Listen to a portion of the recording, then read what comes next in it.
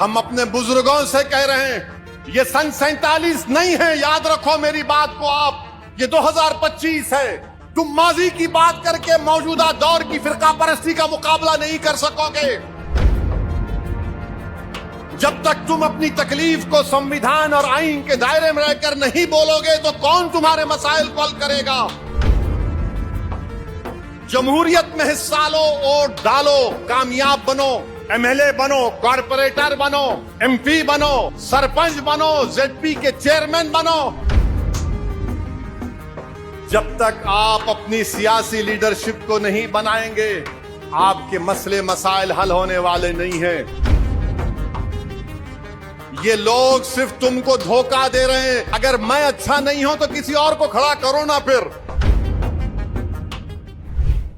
मेरे अजीज दोस्तों और बुजुर्गों, मैं आपको पैगाम दे रहा हूं कि सियासी अपनी लीडरशिप को बनाओ।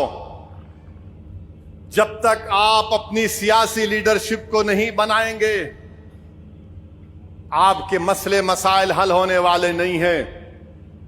ये बहुत हो चुका। नहीं इनू लड़े तो ऐसा होता, उनू लड़े तो ऐसा होता, कुछ नहीं होता। जब तक आप लड़ेंगे नहीं तो आप अपना हक कैसे लेंगे। जब तक आप आवाज नहीं उठाएंगे तो कौन तुम्हारी आवाज को सुनेगा। जब तक तुम कदम नहीं बढ़ाओगे कौन तुम्हारे सामने से हटेगा। जब तक तुम अपनी तकलीफ को संविधान और आईन के दायरे में रहकर नहीं बोलोगे तो कौन तुम्हारे मसाइल को हल करेगा। मुल्क को आजाद होकर कितने बरस हो चुके हैं, बताओ। हमारे मसले वैसे ही वही हैं। वही आसाम में कम से कम 3-3.5 हजार घरों को तोड़ दिया गया। उत्तर प्रदेश में कोई ना कोई कुछ ना कुछ होते रहता है। महाराष्ट्र मुमरा में बुलडोजर लगा दिए।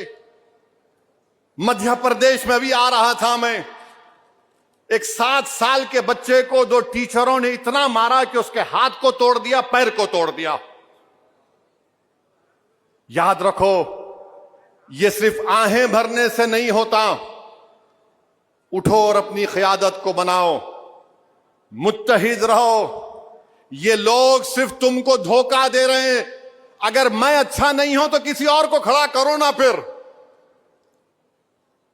वो भी नहीं करना चाहते तुम, तो फिर तुम्हारे पास रास्ता क्या है बताओ। फिर याद रखो, हम अपने बुजुर्गों से कह रहे हैं, ये सन 47 नहीं है, याद रखो मेरी बात को आप। उस जमाने के लोगों में जो भी था वो खत्म हो गया। अब ये 2025 है।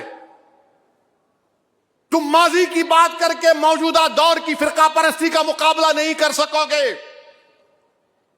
ताकत को हासिल करो, जमहूरियत में हिस्सा लो, वोट डालो, कामयाब बनो, एमएलए बनो, कॉर्पोरेटर बनो, एमपी बनो, सरपंच बनो, जेडपी के चेयरमैन बनो।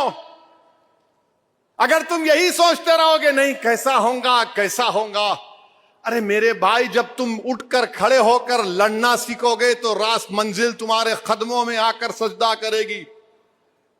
तुम लड़ना नहीं चाहते, अभी जंग शुरू नहीं होती, अंजाम क्या होगा, अंजाम क्या होगा।